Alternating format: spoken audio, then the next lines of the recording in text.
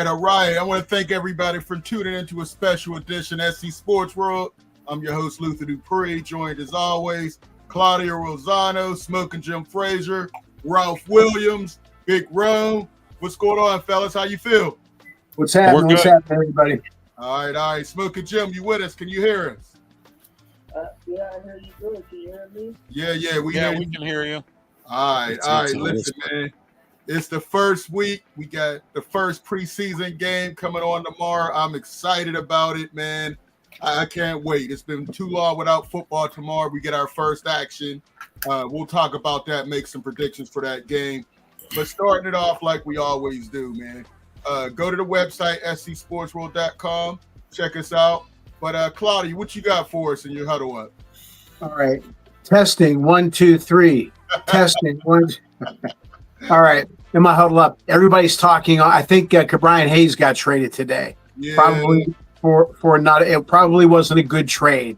Then people are saying trade Keller for an offensive player. Trade this guy for that.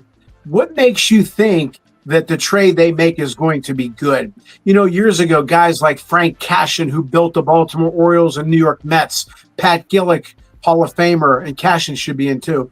But Gillick, who built the Blue Jays and the Phillies, or here in Pittsburgh, Joe L. Brown was phenomenal. Pete Peterson, those guys were great, and they knew talent. But you knew that when they pulled the trigger on something, they were going to make a great trade. Look at the 79 Pirates. They traded Frank Tavares, who was really good, for Tim Foley. And they traded Al Holland and somebody else, maybe Ed Whitson, for Bill Madlock. Great trade, right? What makes you think that by getting rid of anybody on this team that they're going to get a good trade in return? I don't trust it. I think that the organization is in bad shape. The only saving grace for this Pirate organization is that the rest of the league is not that great, especially their division. Even though I did say that the division this year, they are going to try to improve, and I believe Milwaukee did, St. Louis did, Chicago did, Cincinnati did, and they improved even more. But I just don't see the organization getting any better. And next year, people are going to say, oh, yeah, 85, 86 wins, which would probably get you in the playoffs. And Luther and I every year tell everybody, and there's all these optimists, and there's nothing wrong with being an optimist. But at the same time, you have to be a realist. And the Pirates, in my opinion, unless they catch lightning in a bottle and do something crazy, they're not going to do anything for a hell of a long time. Absolutely not, man. Absolutely not. All right, Claudio. Smoking Jim, what you got for us, man? Hey, thanks, Luther. Hey, the Pittsburgh Steelers defense should be nicknamed Soft and Cheesy. Oh. I didn't know they sold marshmallows in black and gold. Derrick Henry has been picking his whole career for a soft defense like this so he can break the NFL single game record of 296 yards. Tyler Boyd said the Steelers quit. And this team has a lot of quit in them. Soft as baby dudes. The Steelers' goal should not be to win the Super Bowl, not the Pro Bowl. Their number one goal should be not to keep Derrick Henry out of the game and ending his career like Nick Chubb. The Bo Jackson part. Make him question his man who would like Ickey Woods, grab his leg and make a wish like Willis McGahee. Pittsburgh, here's your prize. The man who embarrassed you on national TV, not once, not twice, but 3 times. Every defensive huddle should be broken with 2 words. Henry. The picture should be on every defensive player's bathroom mirror. There should be a bounty out on him, and the goal should be to end his career. Oh, dang. You coaching for the Saints? You putting bounties on players, Jim? Come on, man. Listen, we could get in that more. I want to talk about something else, man. Deion Sanders is still going through it. He just announced he was dealing with bladder cancer, and now he's saying he's cancer-free. That's great news, man. He's been great for college football. And I just enjoy his story, man. He was a great player on the field, but a greater player off the field. His players love him. He's been great for the college game, great for HBCUs while he was there for 2 years. Really put Jackson State back on the map. And I'm sorry he's going through it. He's losing toes and he lost his bladder, but he's still fighting and he's still speaking truth to power. So a lot of respect for that. One guy I don't have respect for is AB. He put out a very disgusting tweet about Deion Sanders after he announced this, man. He's just no good, man. Some guys, you got to let them go. You got to throw them away, and AB is one of those guys, man. Did the police get him yet? Aren't they looking at him for shooting at 2 guys, man? Put this guy away. Put him in a straitjacket. He's just bad news, man. I feel bad for his kids. He always plays at CTE, but he's just a bad dude, man. To see a guy go through and almost lose his life, and you come up with a disgusting statement like that, I have no respect for AB, man. He looks better going. Just a disgrace to all of sports, in my opinion. Hey, Luther, real quick, if I can add something, a question to you and even the panel here. Do you think Deion Sanders, because I do you think Deion Sanders could be the number one person in sports, coach, player, suit, whatever, that can have impact outside of sports? I say he's up there. He's up there. Yeah. But I wouldn't say he's number one at this point, though. But he's definitely top 3. Who would you say is number 1? Tony Dungy. Who? I would probably say Tony LeBron James at this point. I mean, Who? Dungy, well, outside 20 years he's been in the game. When I say impact, I'm talking about just making, just talking a lot of common sense and bringing people together instead of arguing and bickering and things like that. I mean, he's like I said, he's top 3. I mean, with these health issues and the way his players love him, I think he can have a great impact. I mean, his story's not done yet. His story. Right. Let them get into the playoffs after this. And sometimes when a coach gets injured or a player gets injured, the team is motivated. Just to try to win it for Deion. He's putting out footage of him, how he has to, drain blood. He has the 2 bags on him. It's just, wow, it's a powerful story. So he's up there. I don't know, Ralph, your thoughts? Well, go ahead, Rome. You can go. No, go ahead. All right, thank you.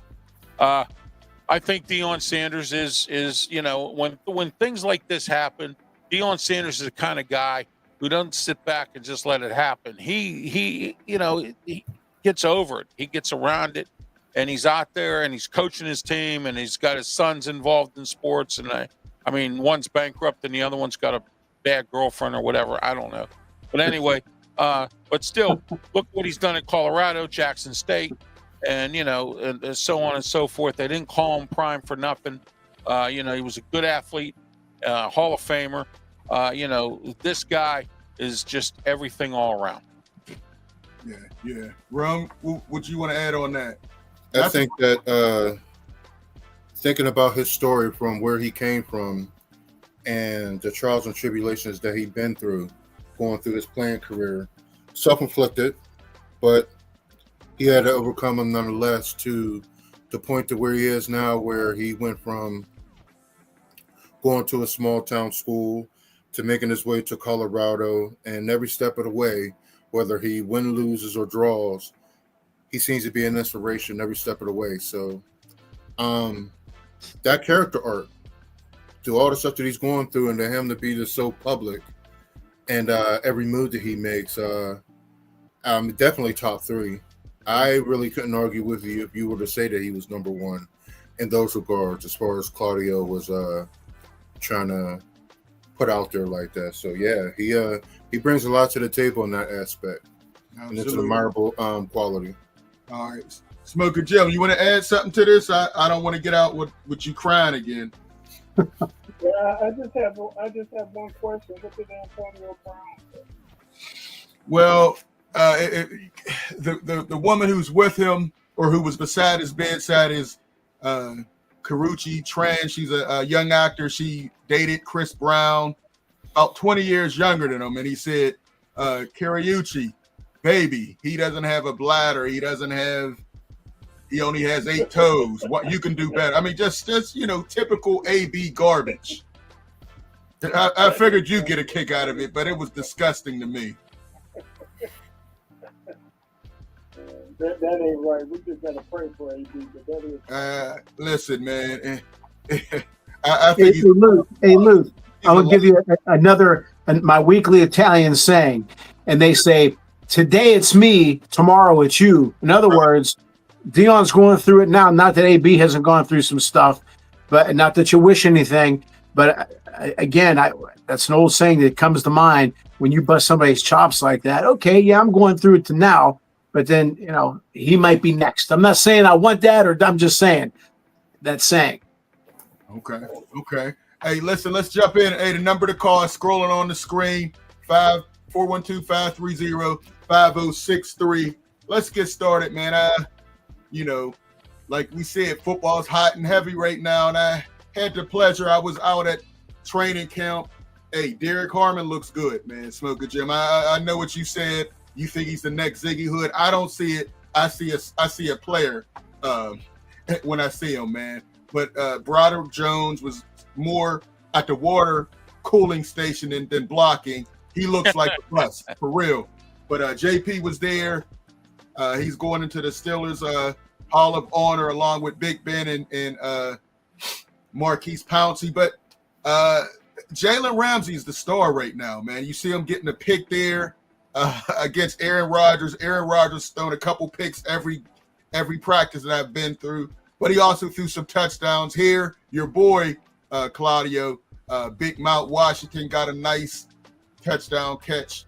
I hope they use him more. They got a lot of tight ends. Hopefully they use them more. But I'm excited. I'm excited about everybody except Broderick Jones. I call him Buster until he proves otherwise.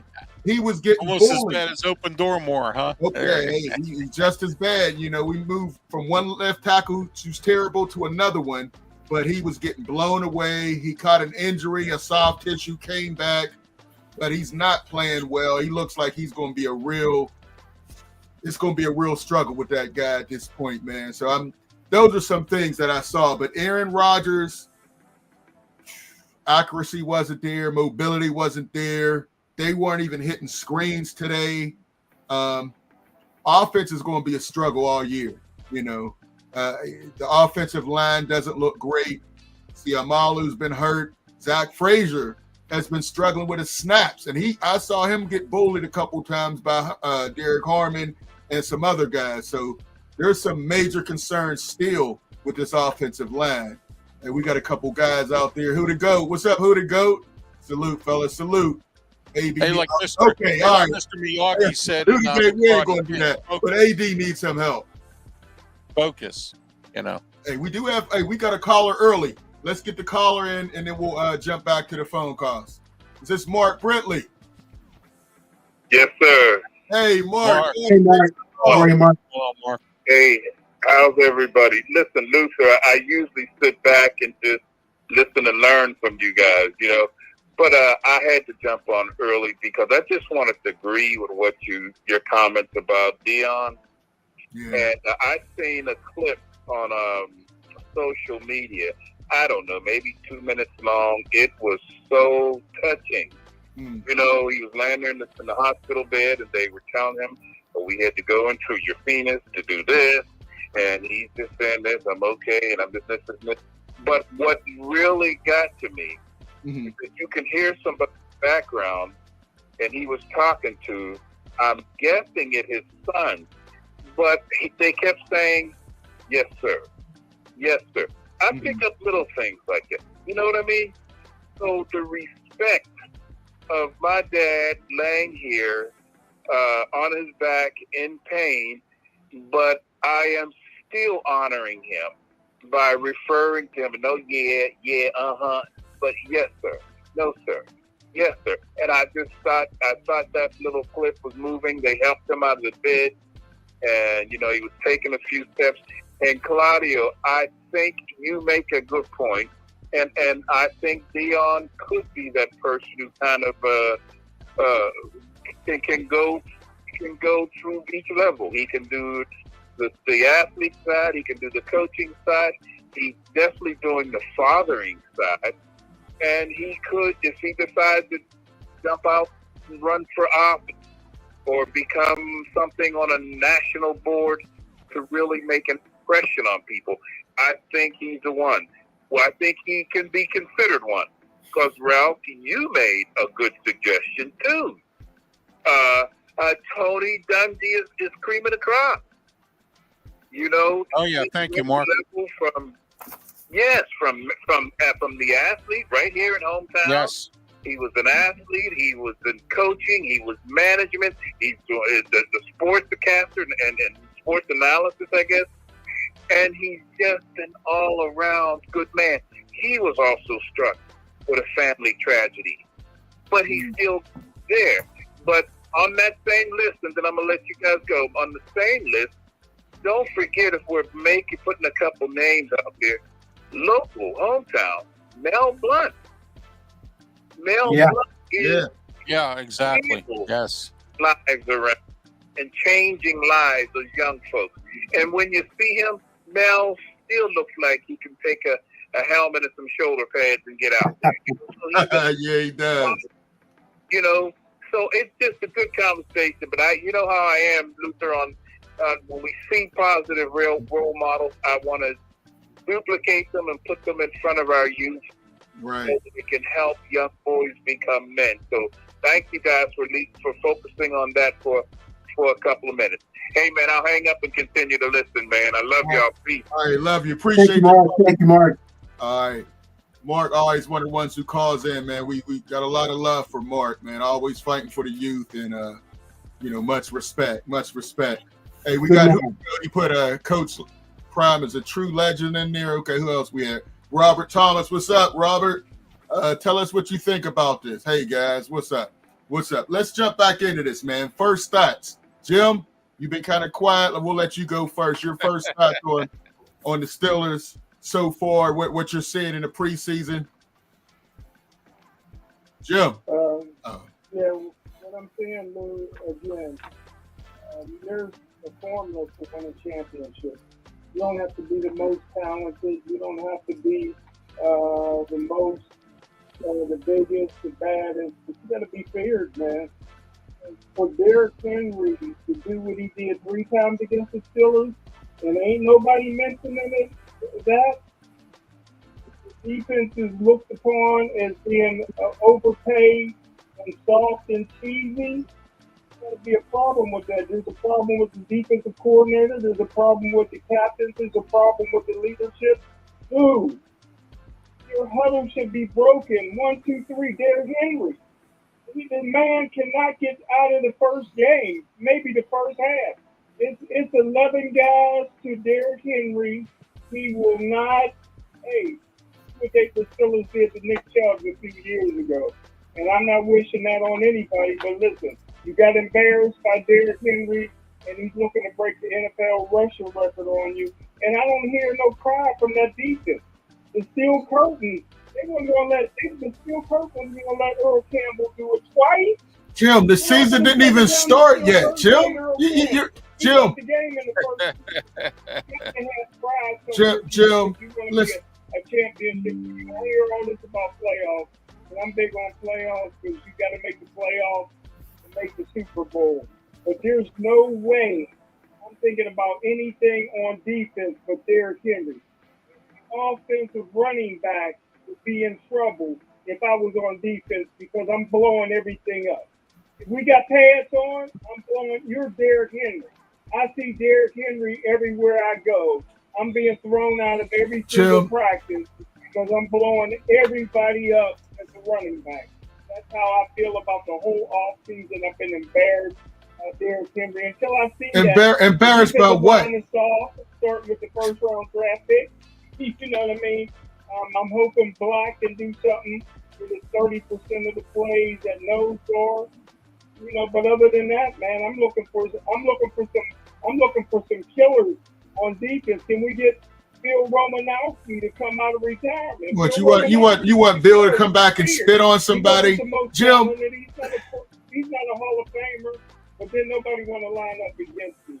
And I want to see somebody that's feared that's scared to line up against the Pittsburgh Steelers right now. Jim, if there's one thing I'm not worried about, is the defense. I think that's the one thing. If you see practice, they're physical. They had the linebacker on running back drills. They were destroying the running backs, man. The linebackers, as you saw, Peyton Wilson looked like he put on about 10 pounds of solid muscle. I think he could take that next step, Jim. I mean, in the defensive line, I don't know what you're seeing, but Harmon looks like a player. He was bullying Zach Frazier, and Zach Frazier had a solid year for a rookie. So, Jim, all this, it sounds cute, but you're way off base, in my opinion. I don't know, Ralph, Big Rome, Claudio, you want to jump in on this? I think the Steelers are. I don't know. I mean, the offensive line sounds like it's suspect if that's what's going on in camp right now. I mean, what happens when we get into live action here? These guys really got to do something here, because this is. I notice I'm seeing Famatu back at guard on the, and then I see Mason McCormick there on the left side there. Yeah. So I mean, and because of Solomalu being hurt, I don't know. They don't have that much depth in the offensive line. True. We have a 42-year-old quarterback that probably can't even run out of the pocket that much. So we're going to have to figure that out. Arthur Smith really is going to have to put something together, or Aaron Rodgers, somebody's going to have to do something here, because for this offense to move the ball. And if the offense can't move the ball, the defense has to create turnovers. They really got to create a whole bunch of them, because in order to win the game, special teams got to step it up if this offense doesn't do what it's doing, what it could do or supposed to do this year. Yeah. Rome, your thoughts, man. We got to get your expertise. Former offensive lineman, played college ball as well. Do you have any concerns with this offensive line and your thoughts just in general? I don't jump off the porch when it comes to evaluating offensive and defensive lines this early in camp. This is the first time that they had an actual camp practice with pads on. So everything that was come to pass, when you hear about the defensive line and they're batting down a bunch of passes, when you see the defensive line making it through and coming through with the sack, it's not the same to me. Can't say that for everybody else, but to me, I need to feel pads when I'm blocking. It's not the same, because you're not going to be going 100% if you can't block 100%. If you can't put these heels into somebody's chest, it's a whole different ballgame when you get the pads on. This is day one. Right. With the young offensive line. So I don't stress too bad. I've been hearing good things. I've been hearing bad things. I've been hearing things in the middle. We are lacking in depth. That's one thing that concerns me. With the amount of money that we got in our cap left, I will hope that there was a way, shape, form, and fashion that something will trickle down to us so we can get another swing offensive lineman. I heard Fontano on one-on-ones versus TJ block. Did he dirt? Like a professional. They're supposed to be. So there is hope. There's hope at the center position. As soon as our left tackle or left guard gets healthy, I think that he'll be able to do his part. Is he going to be something spectacular? I doubt it. I mean, he's getting older, but he just needs to be. He needs to give him 3 or 4 seconds. This is the kind of quarterback that we got in order for us to make these plays, because we know our offensive line is going to be wonky at worst, bad at best. So I don't concern myself with day one of pads. The defense, however, is looking spectacular so far. Yes. I think that we have the person that people were stressing out the most about, because he's old, because he's not playing like Jacksonville, Jalen Ramsey, but he's like a Swiss Army knife. Mark my words. We're going to reflect on this like about a month or 2 from now. What they're doing with him right now, he's going to be all over the place, and he's going to be doing a whole lot of things. Yes. So with that Swiss Army knife back there, can't compare him to Troy, but the way Troy was in different spots at different places and he made a lot of plays, that's what I expect Jalen Ramsey to be. If everybody plays their position, playing the man that gives the defensive line time to get in, to get that penetration, to let them linebackers who's flying all over the place, but a 3-hitter monster at middle linebacker, our defense is the least of our worries right now. I think our defense is. I compare our defense to how we used to lean on our defense in 05. Mm-hmm. We had to lean on our defense in 05. We leaned on the defense because our quarterback, he wasn't, I wouldn't necessarily say it was shaky, but he was a second-year player. Right. So he had his good days and bad days. Mm-hmm. This is what I expect. The only thing that's missing from that team is we had a way better offensive line. If we could find some way to gel a little bit throughout the season and our quarterback gets on track because he's just learning the playbook, we could do some things. So they want to pads. I ain't tripping. Just give it time. Now, a couple weeks from now, if it's still looking shaky, then we can bring it up again. But as of right now, it's day one of pass, man. We got time. Jim definitely overreacted, man. I mean, they haven't even played a preseason game. You're already saying the Jumping out the window. Tough. Come on, man. Hey, Underground jumped in. What's going on, Underground? Make sure y'all check him out. He got a great show, man. Facebook, YouTube as well. Hey, Claudio, Ralph, your thoughts, man. Jim kind of jumped out the window with negativity. Claudio? Thank you for not forgetting about me and putting me last again. No, you know what? Rome made some great points, and Ralph made some good points about they're going to have to create some turnovers. What I said on Ralph's show earlier today, first of all, Kelvin Anderson, they said, is not doing too bad. No. And I'm wondering if he. I'm sorry, Luth. No, I said Dylan Cook as well. I don't see Broderick Jones finishing the year. Well, you know what? Forget that. Whoever's, for me, I always say this: the coach shouldn't decide who plays. It's the players. If the guy is good, for example, I know they're paying Aaron. I'm just using this as an example. But if they're third string, if that kid Howard is just blowing it to pieces, and he wins the competition, the hell with it. Start him. Whoever plays the best plays. Anyway, my thoughts are this. And Ro, I'm curious to what you think about this. I said on Ralph's show earlier, Sports Corner, which airs on Saturday, 2 to 3 on 12:50 a.m. Yeah. Thank you. Why don't everybody's going to play their starters? Everybody, maybe 10%? Yeah. Going into the first game, maybe the Steelers should play their guys 30 to 40%. And then this way they can hit the ground running, okay? And I've used this example almost every week. Detroit Lions and Wayne Fonts, they used to get those slow starts. Dallas Cowboys, Jimmy Johnson, they'd hit the ground running because they would hit the pads early. They would work early, get going early. Years ago, as Jim will remember, they used to have 6-7 exhibition games. Not that I'm saying you should do that, but treat those 3 exhibition games to get your timing down, because football is huge on timing, obviously, especially the offense, communication-wise on defense. Get your guys in football shape. Rome said, when you don't have your pads on, even Luther, when you said Aaron Rodgers isn't looking that great, I guarantee you, once the pads are on and the lights are on, these guys turn it up a notch. But what I say is, why don't you start it from square one, from game one? You say you risk injury. Well, what the hell? Aaron Rodgers that one year with the Jets didn't play in the exhibition game. He got hurt the first series with the Jets. He got hurt. That's just the way it is. You can't play with fear, okay? Yeah. But I say get your starters maybe 40%, 45%, whatever that is. I know that's kind of a subjective number, but get them 45, 50% ready to go, hit the ground running while everyone else is still trying to get in shape. Okay. All right. Hey, but listen, so I have for my stars so far, and it's early, but Jalen Ramsey looks amazing out there. Very impressed. Lively, jumping. Jim, you're wrong. They're going to move him all over the place. He's not just going to be the left corner, right? No, or the slot. He's going to be everywhere, including some safety positions, Jim. Mark my words. You said no.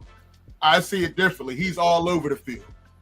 Different matchup. They're going to put him in a position to make plays. And sometimes that'll be at safety, Jim. And you know what, Luther? That can't be. That's not a bad thing, because now you're going to get offensive coordinators going to be scratching their heads trying to figure out where everybody's at. Mm-hmm. That's interesting. You get a quarterback out there And he's like, oh wow, Ramsey's over there, now he's over there, and TJ Watt's over here. That's not bad. That's not a bad thought right there. And Joey Porter Jr. has been looking pretty good, man. He wasn't doing a whole lot of grabbing. He's getting matched up with DK Metcalf. He got beat, but he also made some plays. So I'm excited about that. And I think the running backs are going to surprise a lot of people. Jaylen Warren, if you've seen his workout videos, this guy does a hella fat training. And I think Johnson is going to be a solid change of pace guy. I called that one. Excited. Yeah, you called the draft pick, Jim. I called that one. You too early. And Bus, I already told you, Busterick Jones, he's looking bad. I mean, he was sucking the water more than anyone. I don't know, man. I don't know what it is with him, man. He looks like he got work. But Jim, any Bus so far? You got to give Smoking Jim credit for that, though. He said Broderick Jones was going to be a bust. He did. But Jim likes to jump out early. He's already calling Harmon a bum, right, Jim? Yeah. I'm saying Harmon, if there was a 12th round in the draft, I still wouldn't draft him. Listen, I call him Ziggy Hood. What round would you draft Ziggy Hood? I just want to ask you guys this. You guys, I feel, are all experts. I hear about how great the defense is doing. Again, Jalen Ramsey will never ever play safety. Jim, you're wrong. He's playing everywhere. And he's a chess piece, but he'll never play safety. But let me ask you this. What has the defense done to improve their ability to stop Derrick Henry? That's all I'm asking. Hey, if you got to play him 3 times, you're going to play him twice in regular season, and you're going to play him in the playoffs. We have that matching up with receivers don't do nothing for you when Derrick Henry's running the football. Are you confident they can stop Derrick Henry? Jim, traditionally they've done well against Derrick Henry, except for that playoff game. I do like the addition. I think getting Derrick Harmon is an improvement. Black also getting there is going to be better. I think the improvement of a Patrick Queen, a second year in this defense, and Peyton Wilson, that's going to be huge, Jim. I mean, that was the main thing. I think the defensive line was weak, getting pushed around. Now they have guys that are bigger, younger, and stronger. I think that's going to help a lot, Jim. I mean, if you look at the history, Derrick Henry doesn't have great games. I mean, the playoff game was an outlier. Most of the games he's been held in check against the Steelers, Jim, and that's factual. But I think you're wrong. But somebody did jump in underground, said Aaron Rodgers should play a lot in the preseason. He agrees with you, Jim.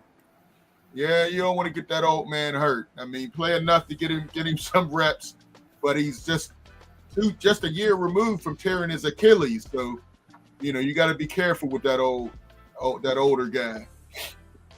Anybody else, Claudia? You want to jump in on this? On which part? Well, any stars, bust. Again, you hear that that the running back Johnson's having a tough time with the blocking scheme, and they need every block they can get. Again, Calvin Anderson. Hey, if he wins he's going into it as a competition. I don't think you should just give Jones the job. It isn't like he's John Hanna, Conrad Dobler, Joe DeLamelore, where you can maybe give him a little bit of a break. No, what did he do? Calvin Anderson wins it, put him in, because they need all the. I've said it numerous times. Offensive line is the most important position on the field. I unlike you, I was not at camp, obviously, but you hear about Joey Porter doing better, and I think that it's good that he's going up against Metcalf. It's almost like in boxing, where I know, like with Vinny Paz, whenever he would spar for any of his fights, he would get somebody bigger, stronger, and quicker than him. This way, whenever he would fight his opponent, his opponent was nothing. Okay, so he's going up against Metcalf, who's damn good, and he's going to learn what to do, what not to do. Maybe he won't be as handsy. Maybe Metcalf can help him with some technique. And finally, I liken that to the old Pirate players that I know. Who did I talk to about hitting? Was it Madlock and Parker? little bit Al Oliver. No, I talked to Candelaria, Rooker. I talked to Randy a little bit, but Grant Jackson, because they knew what to look for because they were pitchers, right? Metcalf maybe can help Porter. This is what I look for with a defensive back. When I see this, I do that. And so maybe he can help him out more than his own coach can. And you bring up a point. I don't know if Roman Wilson's ready to be that number 2 right now. Well, that I've said numerous times, Ruth, if you don't have a number 2, you can have a bunch of number 2s. Yeah, I mean, Calvin Austin, he's going to be, more of a slot to me. But I still think they can upgrade at that number 2 receiver, man. I'll say this again. Let these coordinators on these other teams scratch their heads a little bit. I mean, maybe on offense we can have a number 2 receiver like Claudio said and platoon them and make them scratch their head. Go, wait a minute, who's who here? You know what I'm saying? Mm-hmm. Got to come up with some different formations and stuff like that. Got to keep them thinking, and you also got to keep them, on edge. Well, like I said before, have a number 2 by committee. If you like in baseball, again, you have a bull or a running back. You don't have one running back that can get you 120 yards. You may have 3 guys who can average up to get to the 120 yards. It's still 120 yards. Seeing them up close, I still think they need to upgrade. I don't know. What's your thoughts on those receivers? I think that I think that an upgrade will be nice for the right price. I think that, and I've seen an interview with Johnny Smith. He was talking in regards to the amount of sub packages that these teams are using on defense nowadays just to keep the speed up. Right. We don't really have that problem because of Queen, because of Wilson. We have burners out there. Like we were talking about the Swiss Army knife type of deal with Ramsey. From what I was told, Ramsey in the base form, they had him at safety. Yeah. So put that in perspective right there. You actually have 3 legit cornerbacks on the field at all times. And that one safety who's a cornerback, quote unquote, he'll hit you. Right. And he'll have no problem with you. When he's playing in a nickel, they says he likes to blitz a lot. I think that our defense is where other defenses want to be. What our offense is and our packages that we have right now, a person like Johnny Smith is going to be a mismatch for a lot of linebackers. Yes. I think that we can, I don't want to say get away with, but we have, if they formulate the offense correctly, the ability to make some plays off of play action, abilities to make some catches because we have 2 capable tight ends who can catch the ball. We have a really capable number 1, and we have a burner out there, number 19 in Austin. So depends on how they formulate this offense. Would I like to see a number 2? Of course. If you can get one for the right price, if he's going to be able to complement what we're trying to do on the field. But I'll take what we get until we see if it works or not. The good thing is that when is the trade deadline? The trade deadline is late. So if we have to make a move, maybe we can make a move if we really, really need to. We're really seeing that we can't move the ball. And we got 3 games in order to do that. And to answer to Claudia, I think that our offense will play at least a quarter every game. I know there's sometimes we play like a couple there's a couple drives that we plan on some. The middle game is probably the game that we're going to play the most, probably closer to a half. Yeah. But at least a quarter for each of the games over there so we can get some sort of rhythm. Okay. And I like Hey, let's jump to the phone lines. Caller, is this LD? LD, what's going on? Luther, I got to leave. I have another commitment. I got you, Ralph. Appreciate you. Uh-huh. Yeah, I'm enjoying the show. I just had a question. Yes. It's like some of you guys went to practice today. The scrimmage, did they keep score by chance? The offense, they did 7 shots as they usually do. The offense definitely won that one. They put up more touchdowns than the defense stopped. So that was pretty good. But in general, the defense has been dominating the whole camp so far, which you expect. New quarterback, new receivers. So, yeah, defense is way ahead of the offense right now. And another question: did Hayward play? I think Hayward got some reps, but he's a guy they're not going to play him too much. You already know what you got with him. You got to keep him fresh for the season. It's more important for these young guys to get work and see what they have, in my opinion. Yeah, and I just want to make one statement before I leave. I think the Steelers should have kept Harris. Oh gosh. Very good, LD. I agree. Well, so you be sitting out with a patch over his left eye? Come on, man. He looks better going. Warren is more explosive, younger. You see, even last year, Warren started to play 50-50 with him. I was not impressed with him, and I'm telling you, Johnson has some skills. Yes, he's limited with his blocking, but that can be tied. He can improve on that. He got a lot of Le'Veon Bell, the way he's patient back there. So I liked him going. I always told you that. And the Chargers felt that way too. Their first pick, they got a running back, and we'll get to see him tomorrow in Omari and Hampton. So he's not going to be this. Of the running backs they have now, which one can gain 1,000 yards like Harris? Good point, LD. 1,000 yards isn't that much now. That's 75 yards a game. 1,000 yards is like 66 yards a game. Right. But who's going to get it? Who's going to get it? That's what LD asked. We're going to be feeding the ball. The question that we need to ask is the yards per run. Right. And can we commit to that? If we can't be just focused on making sure that they get 1,000 yards. Right. But if they are over 4.2, 4.3, 4.5 a carry, that's what you want to see because that opens up the offense. Right. And who's going to get it? Well, I mean, I think we're going to split early in the season. Warren will get more carries. So I could see him getting 700 yards and maybe Johnson about 500 to 600 yards by the end of the year. Wow. Okay. Package. I don't see either one of them maybe getting 1,000 because they're going to split carries for most of the year. Warren more at the beginning and then probably Johnson later on. But those 1,000 yards, how much did it help? I mean, Najee wasn't a guy when you talked about the top running backs. He never came up. He didn't come up to about 12, 13. So he was, yes, he got 1,000 yards, but some of those yards are kind of meaningless to me. They didn't mean a whole lot. Jim, Najee was your boy. Jim? Well, being that he's the fifth all-time leading rusher in Pittsburgh Steelers history, hit him Merrill Hard, Rocky Bleier, and some of these other legends.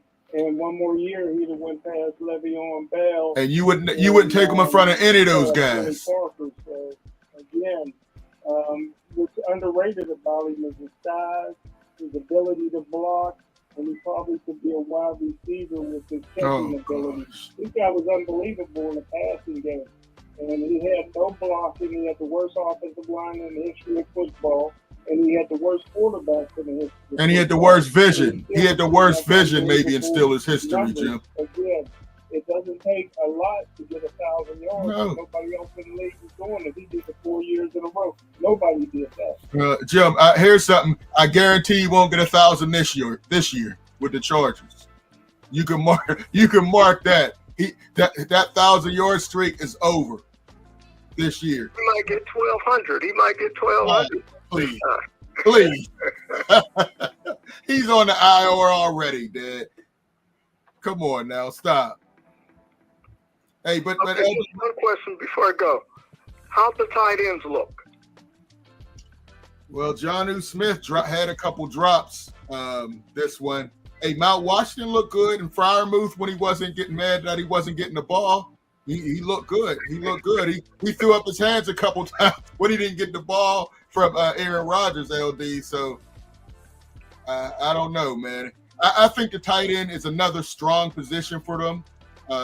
Some of the best tight ends in the league. I mean, if Jonnu can do anything like he did with the Miami Dolphins, they're in a great position. 80 catches, 800 yards, 8 touchdowns. I mean, he's a matchup nightmare. I think Big Rome said that earlier. So I don't know, LD. What Jim is talking about the D. What do you think about the D?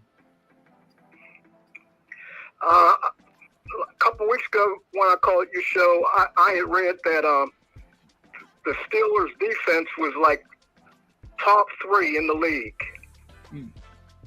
That was pretty impressive to me. Okay, yeah. If they can do it during a regular season. Well, hey, they're the most expensive, they're the highest paid D in the league. So they shouldn't be anything less than top 3. My opinion. If they're anything less than top 3, top 5, they overpaid. But, hey, Luth, are they? I know they're number 1 paid defense. Is there a large gap between them and the number 2? Yeah, I mean, I don't know. Large is relative, but it's a significant amount. Yeah, between them and I'm gonna pull that up. But I thought it was a significant amount because everybody's putting money towards offense. That's why I said that or asked that. Yeah, most teams are spending more money on their offense, and Steelers are still spending heavily on their defense. Well, the reason why they're doing that is because we don't have a quarterback taking a large chunk of the money. Absolutely. It would be a shift if we had a quarterback that was taking 40% of the cap. So the reason why we're not paying our quarterback as much is the reason why there's an imbalance. You can't shove too much money and have nobody to throw it to. Good point. Nobody to hand the ball off to. Like if we had a second contract offensive tackle, you would see that money shift. We had a franchise quarterback, you would see that money shift. So they got to put the money somewhere. Right. So the defense as for now. But until we get those players on offense that will command that type of money, that's where the money's going to get fed to. Right. So answer your question, Claudio. Pittsburgh Steelers $178 million. New York Giants $152 million. Indianapolis $144 million. Chicago Bears $144. Arizona $140 million. And if you look at those teams, none of those other teams made the playoffs. Right. And a lot of those teams have questions at quarterback. Either they're very young or, they haven't panned out like Arizona and, Murray. So I don't know if that's the list you really want to be high on, but I think if you look at these defenses, the Steelers clearly are better than these other defenses on here, the Giants, the Colts, the Bears, and the Cardinals. But $178 million, that's a hefty fee. So they got to be top 3, because that's where all the money is. Right. LD, you have another question? All right, look like LD lost that. Real quick, before we get out of here, there's a couple things we wanted to talk about. So one of the things I said, the Steelers got DK Metcalf, and there's some veteran receivers in new places. You got Cooper Kupp, Seattle, DeAndre Hopkins, Stephon Diggs, DK Metcalf, Tyler Lockett, Devontae Adams, George Pickens. He's still talking about the Steelers, and Deebo Samuel.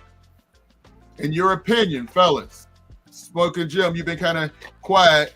Who will have the best season? Give me your top 2 out of that list.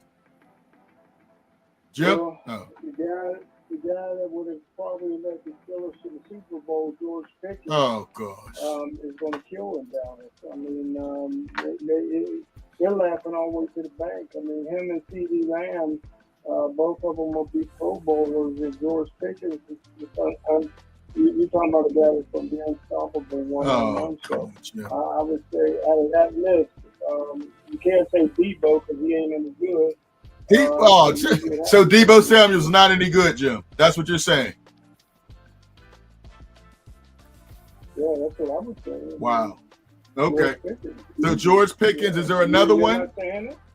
I'm not. No, I think Deebo Samuel's had some injuries last year, and that's why his numbers weren't as good. Deebo Samuel ain't nothing but a gimmick. I mean, come on, man. He ain't no wide receiver. He's a gimmick. And he's a gimmick that got old. So, he should be out the league. He's stealing more money than Nick Herbert's brother. Oh, God. The fat Herbert that just retired. Hey. All that money and ain't playing down for nobody. Hey, he retired at a good age. He still got a lot of years left without all the wear and tear. more power to him. So you got George Pickens and who else? Is that the only one? No DK, no DeAndre, no Devontae? DK gonna kill. DK hard working dude. He's dedicated. His nutrition. I mean, his off season workouts is even more than Shannon Sharp. So he's in shape, man. He's in shape, and you know he got his nutritionist, and the guy's a freak of nature. He's fast. He's big, and DK gonna kill this year. Okay. All right. I'll jump in next. I think DK is going to be on fire. I think Aaron Rodgers, they're rooming together. Jim, that's another L you took. They are roommates. Aaron Rodgers is in the dorm. His roommate is DK Metcalf. So that's another L for you, Jim.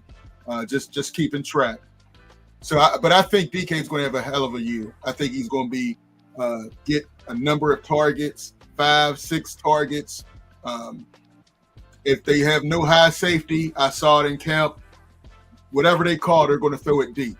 And the other one, I think Devontae Adams still has a lot left. He has a great quarterback in Matthew Stafford. Look for him to put up some great numbers, man. Him and Puka Nacua, that is a great wide receiver tandem. I think those two are going to kill. DeAndre Hopkins, I think he's in a good spot.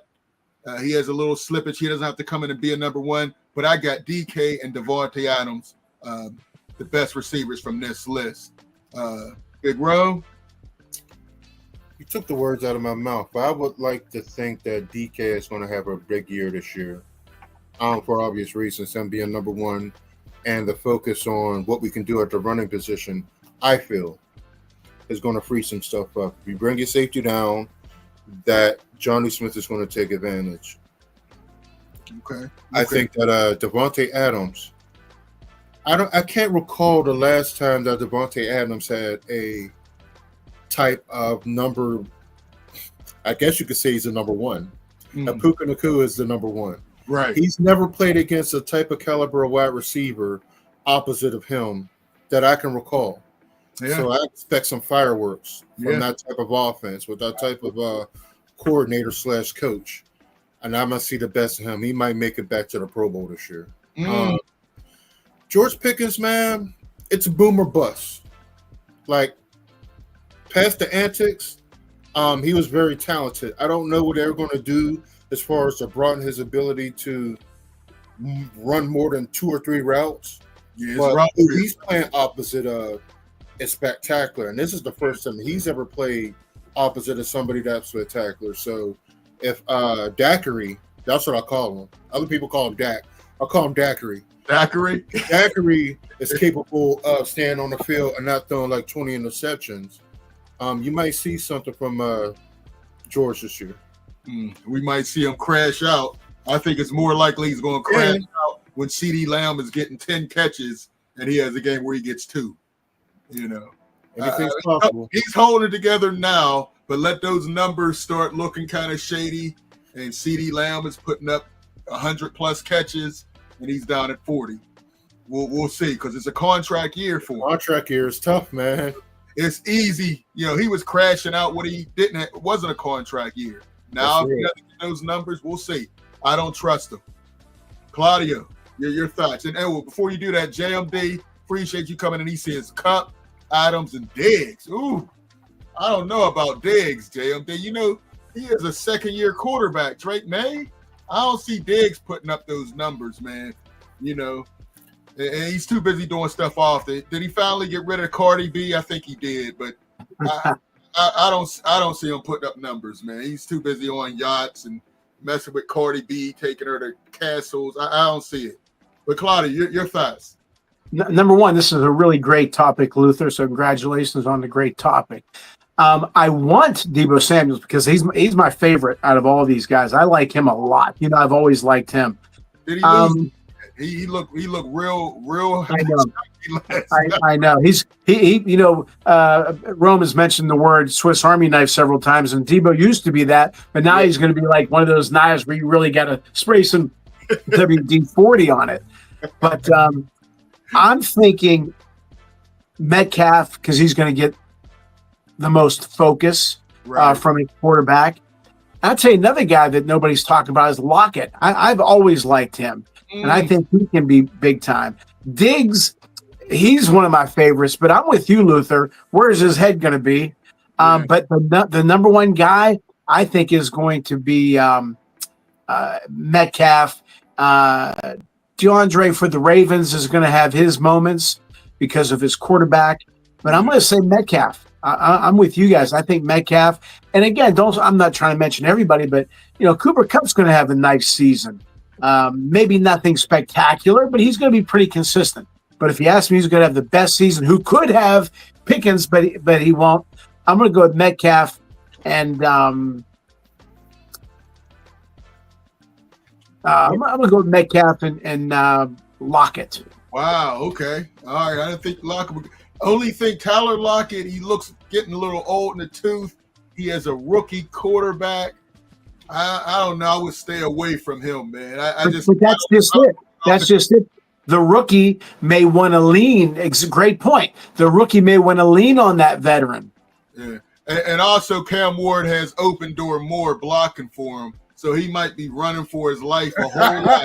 That's right. That's right. Jim's boy, open door more, going to have that boy running. So that's a good point.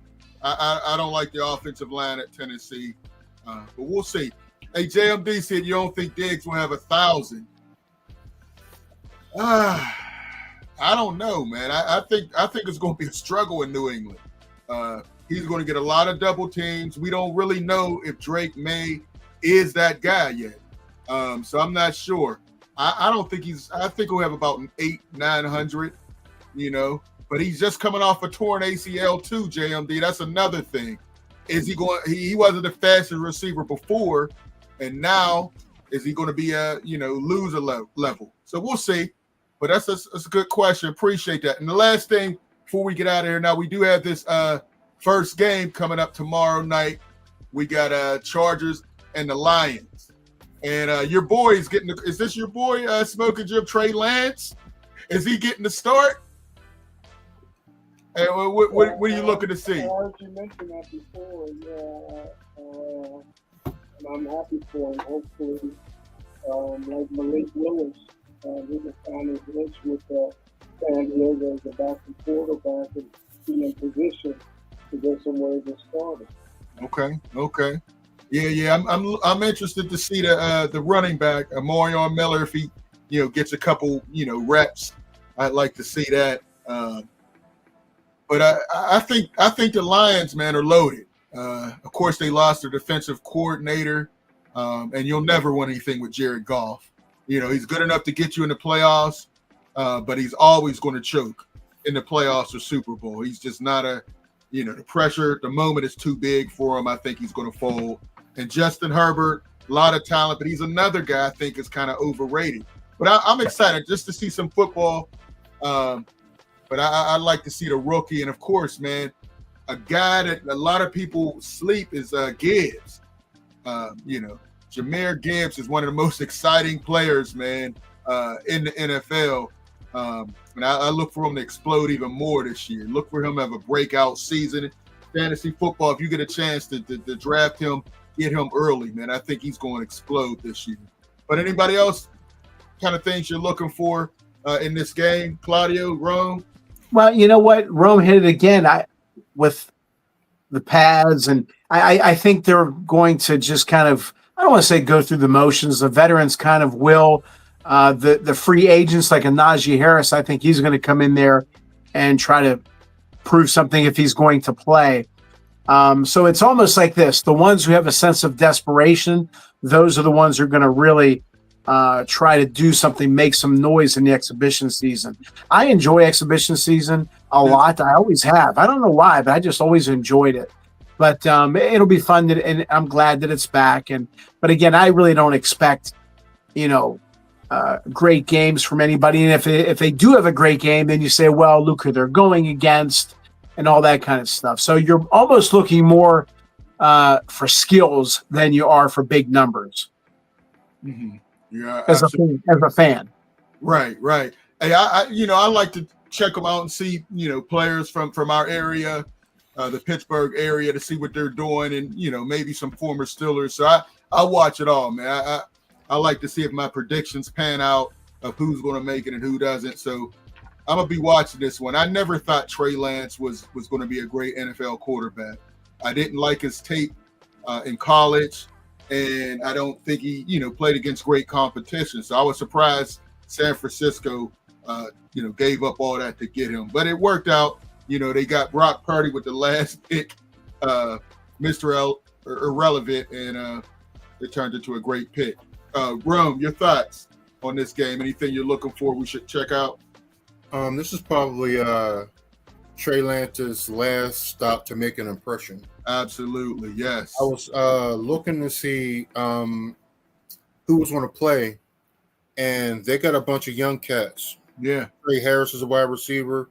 I wanted to see who he was going to do. Keandre Lambert-Smith, another wide receiver. I wanted to see how he do. So, given the opportunities to impress, knowing that he probably won't play in the regular season, this is a good opportunity for Trey Lance to get his stuff off. I also want to see Omarion Hampton too. Yeah, he's about because he looks tough. Yeah, I want to see what he brings to the table. I'm always excited about preseason games. I'm just a lover of football, so I'm gonna dig deep into any type of football. But especially nice to just to get the season started, man. I get excited about that.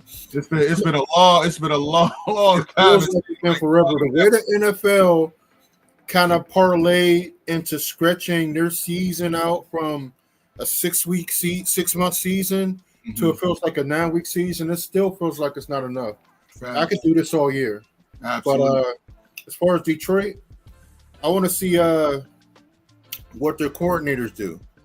I heard that the coordinators is going to be, or the offensive coordinator, if you can believe it, is more aggressive than Johnson was last year. So on both accounts, I just want to see what they bring to the table. First game, you're not going to see much. You're going to see a lot of young kids out there and stuff like that. But formations, game plans, things of that nature, I'm just excited just to break it all down so we can come back next week and talk about it some more. Okay. All right, man. Any final thought? And we got to remember, they got Dante Jackson is their cornerback now, who was with the Steelers last year. So, we'll see what he has left. He had some back issues that really slowed him down, but the Steelers really upgraded that position. We'll see what he does with the Chargers. Final thoughts, Jim. Yeah, I told you guys months ago, the San Diego Chargers is my dark horse. Ooh. Don't beat the Kansas City Chiefs in advance to the Super Bowl. So they're loaded on both sides of the ball. Offensive line, that defense is unbelievable. So, I look for San Diego Chargers now maybe have a memorable season this year. Yeah, okay. I don't see them going to the Super Bowl. Playoff team, yes, but I'm not sure Justin Herbert is the quarterback to lead them anywhere but to the playoffs, as we saw with his 4 interception game last year. Rome, any thoughts? Any final thoughts? As far as the team's expectations, I think I like about to call him San Diego. I like LA. I like Herbert. He just doesn't seem like he turned a corner. I don't know if he will. I don't know if it's injuries. I like his arm. I like the way he slings it. So he doesn't have an arm, but reading defenses and everything else. It's a tough corner. It's a tough division. Not a tough division. It's a tough division that he plays in. Yeah. And we play in a tough conference. If he was over there in the NFC, he might see a little bit of different action and stuff over there. But over here, I don't know if he has what it takes. Detroit, I don't see much of a fallout. I like golf. Golf needs more, I wouldn't necessarily say help, but I'd like to see what this coordinator does with him to see if he can take it to the next level. Okay. Do I have any promises? Nah, but they played a pretty exciting game, so I want to see if they got what it takes this year. All right. Black Star Sports TV, salute. Appreciate you jumping in. Final thoughts, Claudio. I think the Chargers, it looks like everybody's dark horse. I think they're going to have a big time season. And lastly, the Pirates are going to do a fire sale, and they're not going to get good prospects back. Right. So if you think it's bad now, just wait until maybe even when we come back next Wednesday. They get rid of Brian Hayes. Looks like Keller's next. It's going to be bad. It's going to be tough. Sell the team. You know what, though, Rom? He's making so much money. Everybody says sell the team. He's making so much money that he'd be crazy to sell the team unless somebody just gave him a ton of money. But it doesn't bother him. People go to the games, plus revenue sharing. He's not paying a big salary. He's making a nice chunk of change. Yeah. There has to be some push out from the inside out in order for him to get rid of him, because you got a cash cow. You got a number one guy every fifth day sells you out. At least they did last year. I don't know to play this year. I've been hearing a couple stories that it's not as exciting as it was last year, where every time that Skeens goes to the plate, he's not getting it out. But they have that. So he'll be going very soon. Either the I'm curious to see if Cruz, because there's talk about him, which again, trade whoever you want, but get some current good players and some prospects, but they won't. Again, what was my opening statement? Look at what they've done. Look at their history. Charrington, not good. Yeah, you're right. And he's probably on his way out. Hey, Claudio, of course we got to mention Dave Parker, Hall of Fame. Yeah. You know, it's a shame. It should have happened when we were fighting when we had him on our show, fighting for him to get it way back then, and now he gets in. But unfortunately, he's not here to really enjoy it. So it's sad to see, but I'm glad he got in. His family gets to experience it, but it would have been so much better if he could have. He deserved to be in it for years. Finally gets in. So now I always give the audience a little homework. I said to go on This Week in Baseball. Go look up Dave Parker. Watch him. Just watch the total package. You want to talk about a guy who played with confidence. Unbelievable. Watch him. Yeah, 5-tool player could do it all, man. No doubt. Now he was a 5-tool player. He's the one who has swag. He's the one who was a star, not what you see today. Yeah, you're right, man. Hey, fellas, once again, it was another great one, man. Appreciate you, all the calls. Destiny, Black Star. Hey, Luth, look, there's the wristbands. Dave Parker, 1980, brother. He pulling out the old school stuff. I like there you go. Hey, man, we'll check out the website. Get some merch, man. We'll be back every Wednesday. We got one more comment. Appreciate you, JMD, for all the texts. And we're gonna be up on JMD because you're a Ravens fan. So once that game comes, we're gonna have some predictions, and we're gonna have a couple giveaways for that one, JMD. But I believe the Steelers are gonna be ready. Unlike Jim, I think they're gonna be ready for the Ravens this year. So that being said, appreciate all you guys. We'll check you out next time. Peace.